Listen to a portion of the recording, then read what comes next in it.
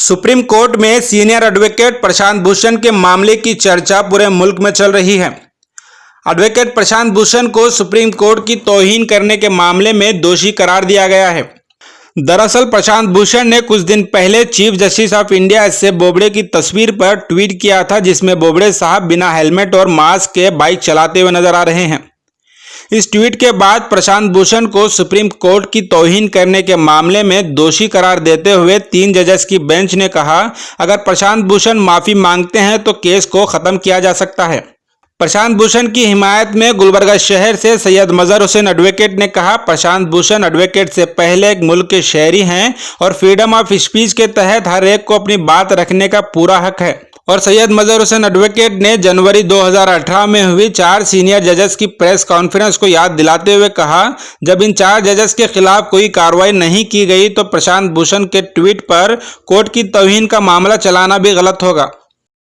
Contempt of court में जो प्रशांत भूषण का जो मामला आया है उसमें उनको गिल्टी पाया गया है और सुप्रीम कोर्ट ने पिछले 2 डेट में उनको ये कहा कि अगर आप माफ़ी अगर मांगते हैं तो आपको छोड़ा जाएगा। मैं ये कहना चाहता हूँ कि प्रशांत भूषण एडवोकेट से पहले वो ये मुल्क के शहरी हैं, सिटीज़न हैं और कॉन्स्टिट्यूशन ऑफ इंडिया उसके अंदर आर्टिकल 19 फंडामेंटल राइट एक बहुत अहम फंडामेंटल राइट है जो हर सिटीज़न को अपने नज़रियात का इजहार करने का पूरा हक़ है। Fundamental right to speech, freedom of speech and expression. तो उन्होंने अपने ट्वीट के ज़रिए से अपना नज़रिया, अपनी सोच जाहिर की, जिसकी वजह से ये मामला कंटेम्प्ट ऑफ कोर्ट का मामला यहाँ पर सुप्रीम कोर्ट के सामने आया। उन्होंने जो ट्वीट किए थे वो रिसेंटली जो हमारे प्रेजेंट चीफ जस्टिस हैं बोबडे साहब, उनके गाड़ी पर बैठने पर उन्होंने एक तनकीद किया था कि उन्होंने हेलमेट नहीं पहना और इतनी महंगी गाड़ी है। तो ये सुप्रीम कोर्ट के ख़िलाफ़ कोई तनकीद नहीं है, ये सुप्रीम कोर्ट के ख़िलाफ़ कोई बात नहीं है। यहाँ पर सिर्फ़ और सिर्फ chief justice of India Bobde साहब के ताल्लुक़ से उनकी गाड़ी पर बैठने की वजह से उन्होंने एक तनकीद किया था।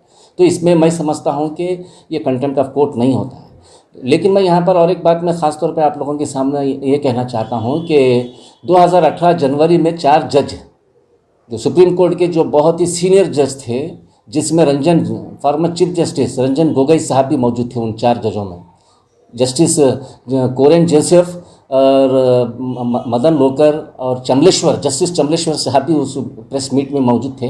वो प्रेस मीट में उस वक्त के जो चीफ जस्टिस ऑफ इंडिया दीपक मिश्रा थे, उनके ताल्लुक से जो एडमिनिस्ट्रेशन के ताल्लुक से जस्टिस लोहिया के केस के जो अरुण मिश्रा को दिया गया था उसको नाराज़गी जाहिर करते हुए पूरे मीडिया के सामने, पूरी दुनिया के सामने आकर दीपक मिश्रा साहब के काम पर उन्होंने वहाँ पर अपनी नाराज़गी का इजहार किया था। तो वहाँ पर कोई कार्रवाई नहीं हुई, वहाँ पर कोई कंटेम्प्ट ऑफ कोर्ट की कार्रवाई नहीं हुई। तो यहाँ पर अगर प्रशांत भूषण को जो फंडामेंटल राइट कॉन्स्टिट्यूशन के अंदर मौजूद है, उसी तरह से हर वहाँ सुप्रीम कोर्ट के जो 4 जज हैं उनको भी वो आर्टिकल 19 में उनको भी इजाज़त दी गई है। वहाँ पर दोनों फंडामेंटल राइट का अगर इस्तेमाल करते हैं तो वहाँ पर कंटेम्प्ट ऑफ कोर्ट नहीं होता। जब वो 4 जजों के खिलाफ कोई कार्रवाई नहीं होती है, 4 जज मीडिया के सामने आकर अगर बयान देते हैं एक चीफ जस्टिस के खिलाफ, वहाँ पर कंटेम्प्ट ऑफ कोर्ट नहीं होता। और वहाँ पर रंजन गोगोई साहब को नेक्स्ट वहाँ पर दीपक मिश्रा साहब के बाद वो चीफ जस्टिस ऑफ इंडिया बनते हैं और उनको रिटायर्ड होने के बाद राज्यसभा का मेंबर भी बनाया जाता है। तो कहीं ना कहीं एक जुडिशरी कॉन्स्टिट्यूशन के जो 3 पिलर, अहम पिलर है, मैं चौथा पिलर मीडिया है, मैं चौथा पिलर की बात नहीं करूँगा। ये 3 पिलर में बहुत बीच का पिलर जो है जुडिशरी होती है, अहम पिलर होता है। अगर 2 ट्वीट के ऊपर अगर पूरी जुडिशरी हिल जाती है तो बड़े अफसोस की बात है। यहाँ पर नाराज़गी इजहार करने का, तनकीद करने का हर सिटीज़न को पूरा हक है, लेकिन कॉन्स्टिट्यूशन के दायरे में रहकर अपनी बात को रखना है।